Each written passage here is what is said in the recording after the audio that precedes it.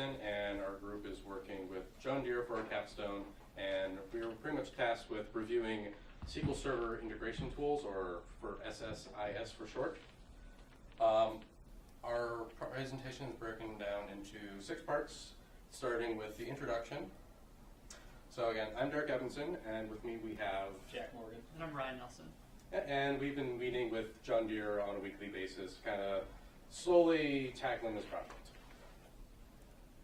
A little overview of John Deere is that they manufacture a lot of equipment, stuff for agriculture, construction, forestry. Here in Fargo, they manufacture all their integrated electronics, their embedded controls, their displays,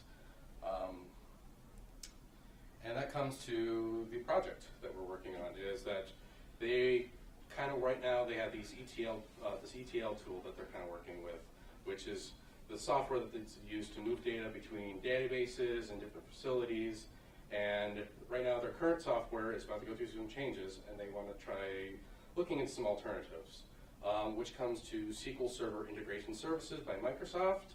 And we're going to go through all the features, we're going to document the process, that way at the end of this whole capstone, they kind of have a better picture. That way they can kind of look at cost, features, the ease of use, and the performance, and better judge whether or not they want to switch over to it for the next 4 to 5 years. Now what we need to do is, because we can't just go in and touch all their data, we need to set up an ETL lab for ourselves and create simulated data. And our original idea was to use Windows Server and host it on, what is it called? Microsoft Azure. And then if time permits, we would do the same thing we're doing with virtual machines, but then try it with containers using Docker. And then that would handing up the process to. Yeah, so I'm just going to talk about the process that we've been going through working on this project throughout the semester. Here's an overview of some of the tools that we've been using. We use Google Drive to collaborate on documentation for the project. We've been using Discord for communication between team members. We created some GitHub repositories for the Visual Studio projects that we created. And then we've been using remote desktop connections to connect to the virtual machines that are hosted at NSU. Then we'll talk about the strategy that we've been using. So we've been taking kind of an iterative process where we build, test, and then repeat that. We've been keeping our sponsor in the loop with weekly meetings, and then we've been trying to keep team members responsible by defining clear goals for everybody and clear responsibilities. Then I'm just going to go over our schedule a little bit. So it's a semester-long project. There's 4 sprints with 3 weeks in each one, and it kind of goes 2 sprints and then spring break, 2 more sprints, and then we kind of have a final stretch there at the end. And we've been using sort of a rough agile methodology. It's not like we're doing daily stand-ups or anything, but we do have sprints and a backlog, and it's been kind of iteration focused. And then I'll talk specifically about the sprints here. So in sprint 1, we worked with John Deere to determine requirements. We developed user stories based on these requirements, and then we also researched components of SSIS in order to kind of prepare for designing the ETL lab and the rest of the project. And then in sprint 2, we designed the ETL lab. We installed a bunch of components like Visual Studio, SQL Server Management Studio. We installed different databases. And then we actually populated those, or we attempted to populate those databases with data. We ran into a little snag that we'll talk about later with that. Then we kind of tested out the functionality of the system, making sure that everything could talk to each other. And that brings us to today. So we've got this midterm presentation, and we're going to give a little demonstration later on in the presentation. And then also we're going to spend this time kind of looking back over the first half of our semester and kind of evaluating it and trying to learn from it, and then trying to apply that to the second half of our semester. And then here's kind of our goals for the sprints to come.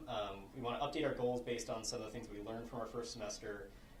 We are going to work on the highest priority user stories that we came up with, and then we're going to start putting together this final document that we're going to hand over to John Deere. That's kind of like our documentation of the whole process that we went through when evaluating this software. And then in Sprint 4, we'll work on the less important user stories that are still remaining. We're going to focus on features of SSIS, and then we're going to complete that report and hand it over to John Deere in kind of this last stretch here, along with the final presentation and then a bunch of demonstrations of what we've learned in SSIS. And then Ryan's going to talk a little bit more about Sprint 1 in detail. Okay. So in Sprint 1, we really had to start with an understanding of what is ETL. ETL stands for Extract, Transform, Load. It's the idea of you want to take data from some data source.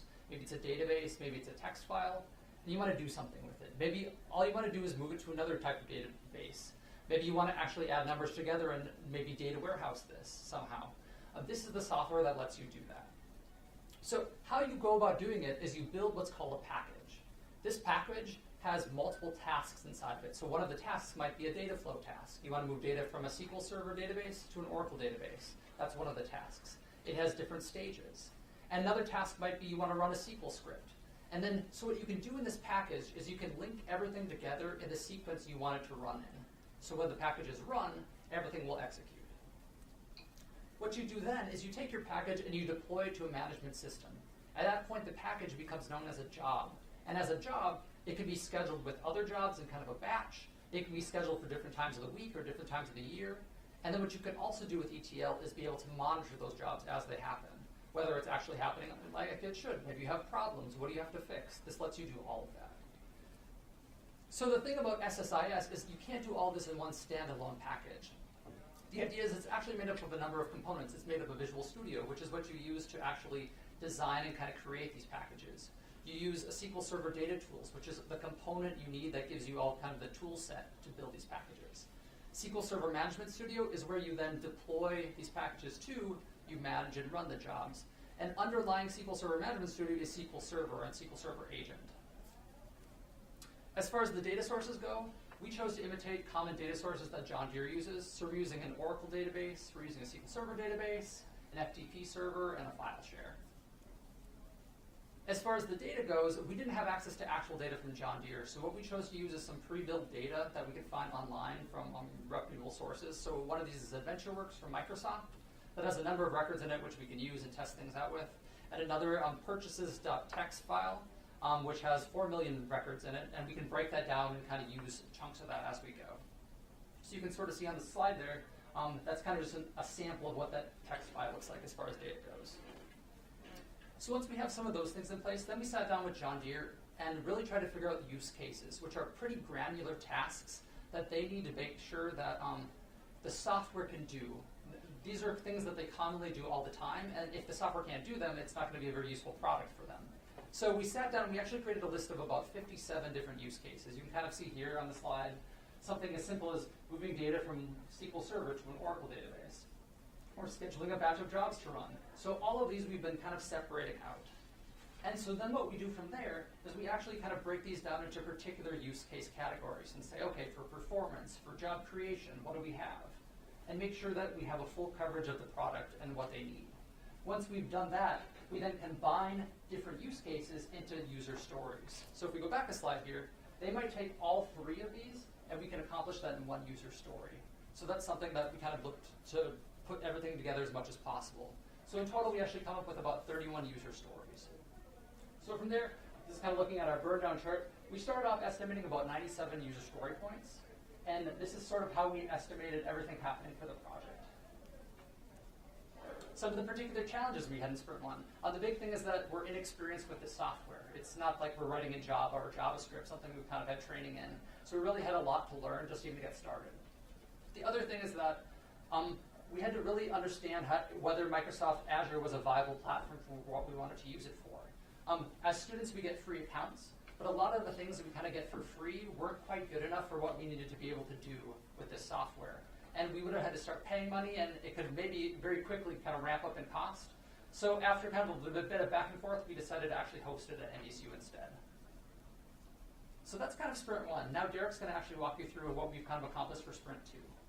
So Sprint 1 and Sprint 2, the main distinguishing feature is now we have switched over from Microsoft Azure to getting these virtual machines from NDSU. And what we ended up doing is we set 2 servers going on. And for the first one, we installed a bunch of software and tools is kind of what we wanted to do. And we realized that not everything can just be installed with a couple of clicks of a button. We had to install things in different levels and check our compatibility. So we sat back, we designed everything, and this is kind of what our design ended up looking like. So for Windows Server, we installed our Visual Studio, And on top of that, we added its components that we installed, the SQL Server database tools, the Oracle Access components, and then the other tool that we wanted to use was the SQL Server Management Studio that we get when we install the SQL Server. And then on top of that, we need to have the SQL Server agent. And then in order to have all of our jobs, we have them on the Server 1 on its own database, which is kind of like where we house all of our jobs. And then on the second server, we have the data itself and its components. We have the FBTP server. We set up a file share, and then we want to get a Oracle database and its side installed. So let's give you a minute to kind of look at that.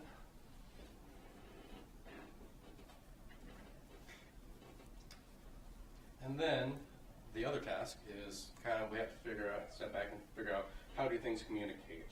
And what we do is we have server 1 has our tools, and then we have server 2 that has our data. And then we use remote access to with our personal computers to use the tools on server 1 to manipulate the data on server 2.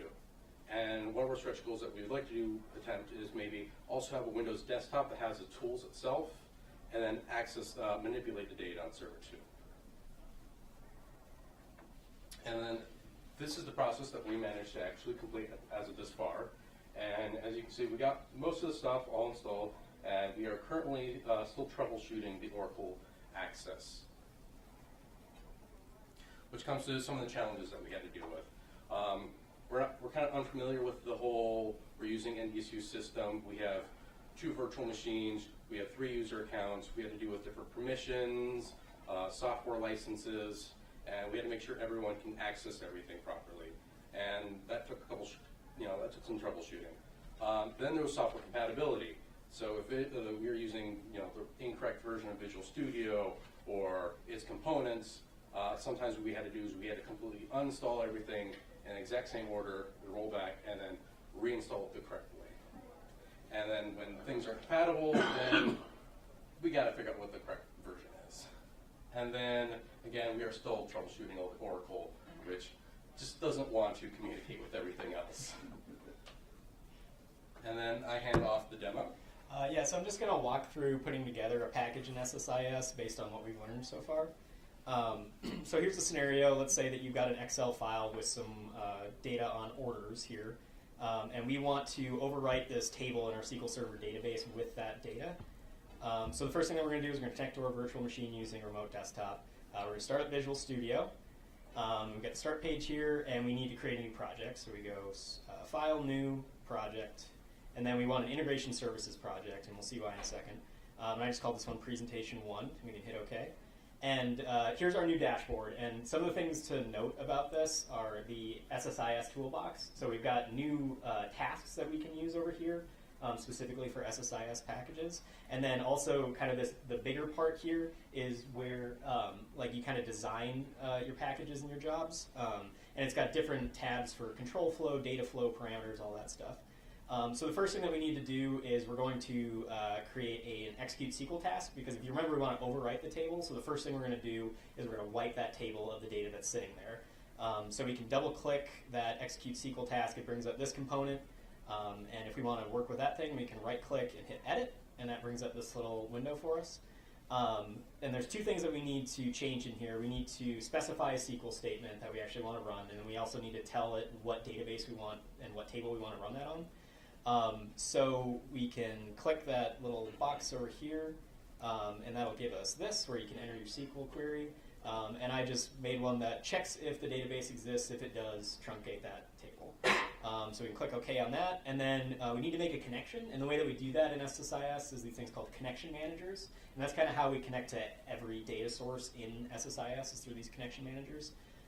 So we can hit the drop down. If we had created one, it would be sitting here, but we haven't yet. So we'll hit New Connection, and we'll hit New here, and then we need to specify the server that the database is sitting on. So that drop down will give us the servers that we have access to, and we'll do Server 2, and then we got to specify the database, and I just made one called Demo that holds just that one table that we were looking at. So we specify that, and we can click OK. Or sorry, we're going to test the connection first. Connection passed, so we can click out of that and click OK, and we'll go OK, OK. And then the next thing that we need to do is instantiate a data flow task. So we can double click over there at the top of the SSIS toolbox, and that gives us a data flow task. If we want to work with that guy, we can right click and hit edit. And that kind of brings us over to this other tab, if you look at the top here, for data flow. And also our SSIS toolbox changed a little bit over here. The two things to really note that are helpful are the destination assistant and the source assistant. Those are kind of like little wizards that help you set up sources and destinations of data. So first we need to set up a source from that Excel file. So we double click the source assistant, brings up this window. We're going to click Excel, and we haven't connected to this Excel file yet, so we need to make another connection manager. So we'll hit new, and for Excel files you just need a path. So I selected this path from my documents folder. It's right there. And then you also need to make sure that you have the right version of Excel selected. Usually it figures it out on its own. Sometimes it doesn't. In this case, it did.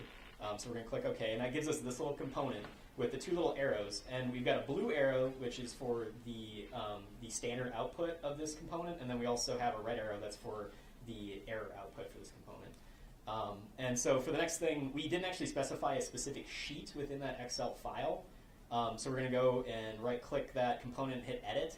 And then it'll give you this drop-down right here, name of the Excel sheet. This one only has one sheet, so it just selects that one automatically. But if there were more sheets that you wanted to select from that file, you could. So we selected that one, pressed OK, so we're good to go with that thing. And one thing that I discovered when I was putting this demonstration together is that when you pull from an Excel source and it's a string, it's in Unicode. And SQL Server database doesn't like that. It wants it non-Unicode. So we actually need to do a data conversion task.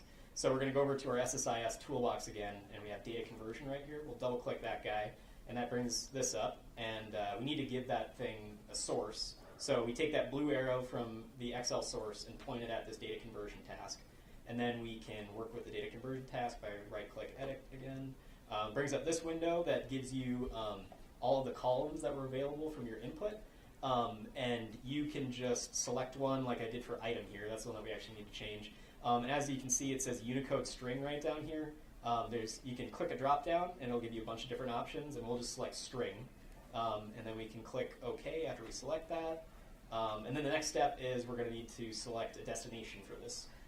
So once again, the destination assistant up there, we're going to double click, brings this page up, and we've actually already established a connection manager to that table. We did when we created that execute SQL task. So that one's already sitting there. We can just select that and click OK. So we've got a destination, and now we need to connect our data conversion task to our destination. So we just use that little blue arrow once again. Now we need to work with our destination. So right-click Edit once again. And we need to select the actual table. So we're going to select Orders again. Orders again. And then we actually need to map the input data to our table that we're trying to set up as a destination. We're not going to use all of them, but you can look right here in this input column and the destination column. You can just select with a drop down here, just like this. And so we want item to map to product in our table. So I just did all of those, and then you can see that it actually gives you kind of a graphical representation of this up here.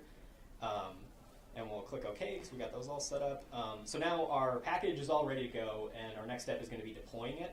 So what we're going to do is right-click over here in the Solution Explorer on our package, or actually what would that be? Our project, and we're going to deploy that. And here it's going to ask for a server name, and Derek mentioned earlier that there's a database that kind of houses all of our jobs. So we need to specify where that's sitting, and it's on the server that we're actually on right now. So we select that server, and then we have to give the path to this SSISDB file that's sitting in that database. And then I created a file underneath that called demo specifically for this job. So we'll click Next, and here's a validate portion. I'm not really sure what this does right now, but when you're doing SQL or moving to SQL Server, it doesn't actually need to do a validation, so we can just skip that part. And then we get a little review of what we're trying to do, and that all looks good, so we can just hit deploy. Everything looks like it deployed correctly, so we're good to go. We're going to click close, and then we're going to open up SQL Server Management Studio, which is where we're actually going to execute the package. So we log into SQL Server Management Studio onto VM1 here. And then you can see right here we've got Integration Services Catalog, and that's where all of our jobs are sitting. So we can go through that until we get down to demo, and then projects, and then presentation 1, and then there's packages within that. And here's the package that I just put together. So we're just going to right-click and hit execute on that. And one thing that we discovered is that because Excel is a 32-bit program, you actually need to run this job in a 32-bit runtime. So if we go to that advanced tab right here, it gives you an option to run it in 32-bit runtime. So we're going to select that and hit OK. And this is actually just a view of what the table looked like before the project executed. So you can see that it's only got one row in that table.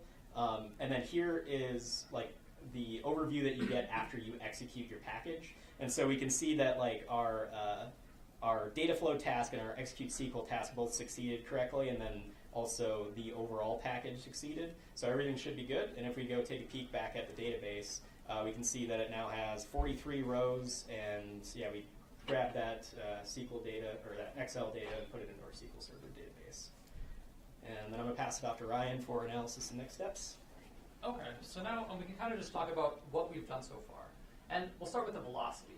So if you look at, we had set out to accomplish 42 user story points. And we actually tabulated it all, and we did about 38 of those. So we did pretty well. We did about as much as we thought we were going to do. However, it turns out that Sprint 2 ended up taking a lot longer. It actually took up about 65 story points. So that does set us back a little bit, because if you look at kind of the trajectory that we have, that would take us past the end of the semester. So one of the things we noticed is we're definitely going to have to correct course. We kind of had two options here. We could really correct course and try to double down and work faster or do more, or we could work with John Deere to maybe cut out some of the less important requirements. We thought that because the ramp up, just to get everything going, is probably the biggest bulk of the project. We could probably accomplish a lot of these other things a little bit faster than we thought in the past. So that's why we think we're confident we can definitely keep up with the schedule.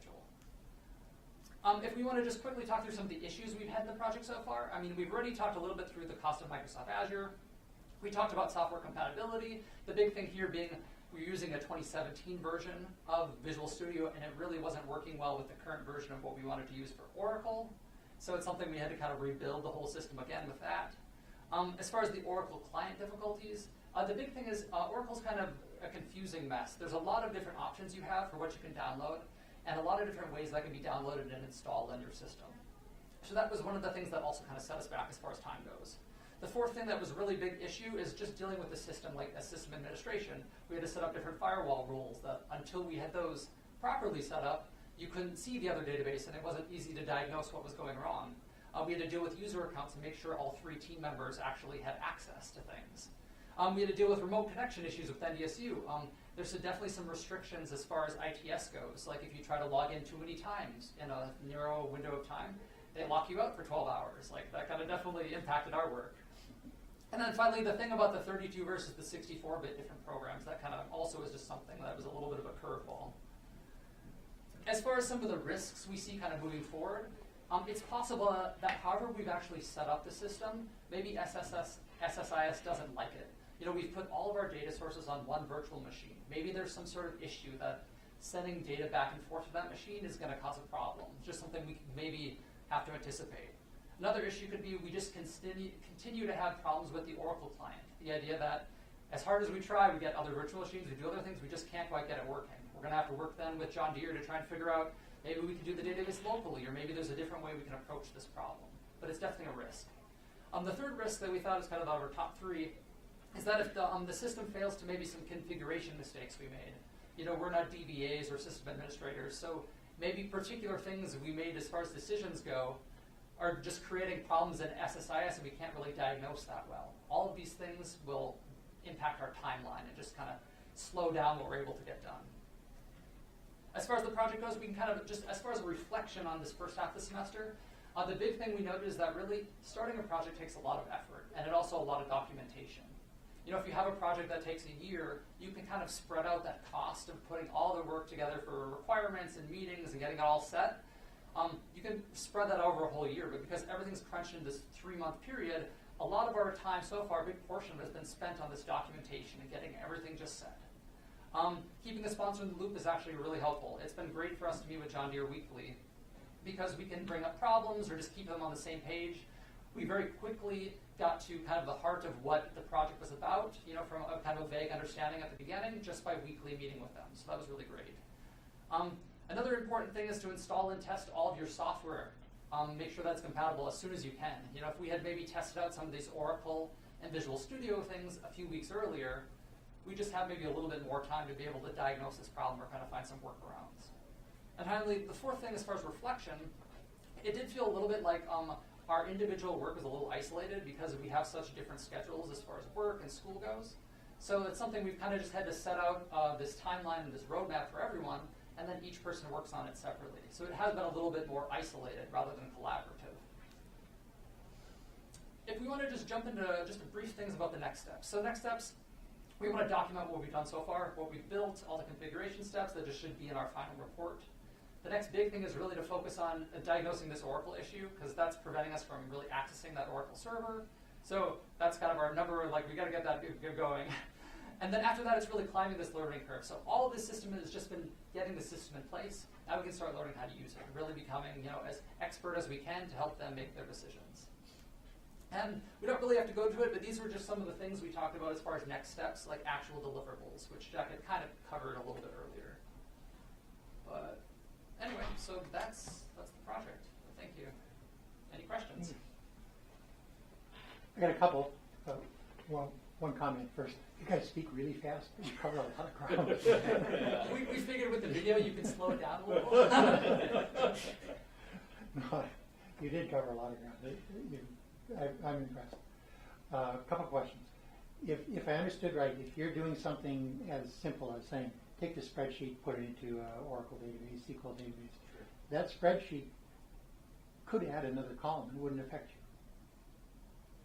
It just Yeah. I mean, yeah, they don't have to match perfectly, right? Because when we were mapping the input columns to the output columns, you can kind of do, there's actually a lot more steps you can do in between there that we haven't really covered yet. But yeah, I could have had 100 columns, and we could have just selected 2 or 3 of them, or we could have, put columns together and then map those to a single column. But there could, between when you set this whole thing up and when you've run it for 2 months and you're going to run it the next month and they've added a column, it's still going to work. Yeah, it would have, sure. So that's, the other question was, have you looked at the way they do things right now to kind of get a feel for how it compares to where you're heading? We've definitely got a taste of it. They've showed us kind of their system and some of the jobs they run. We haven't gotten into the particulars as far as like detail level of like exactly what columns they take. But we've talked through, just a lot of it's focused on moving data between one source and another. And in particular, SQL and Oracle. Those are the 2 big things. So a lot of our use cases that we talked through with them, that all came from understanding how they use their software. The particular line items of concatenating strings or taking a string and parsing it. All these different things are definitely use cases that they do all the time. We had a project a few years ago where we were looking at the design database and the manufacturing database. And when you change a design, the manufacturing database has to be updated. Is this something that would help keep those in sync? Oh, I don't know if I was involved that year. Maybe more, but those two They're separate databases, and it Could. seemed like that was an issue. A part gets obsolete. Because we do take some stuff from our PLM system into our manufacturing system. I was thinking of that. This as will an replace some of them application for jobs. that. Yes. This particular, the ETL that we're talking about here is definitely the bridge that we use between systems to move that data regularly. Mm-hmm. I guess one thing I just realized that we maybe didn't mention is we're also documenting all the sort of notifications the system gives you, like what sort of failures and alerts you get, and if you can reschedule jobs that did not previously function. Because maybe they'll need some data in their manufacturing facility the next day, and they need to pull it every night, and if it doesn't work, they need to do some quick turnaround or something like that. Just, the software does have capability of actually monitoring and letting people know that there's an issue. So I hate to cut you off. Yep. For Great. talking. Jeremy stuck his head in and took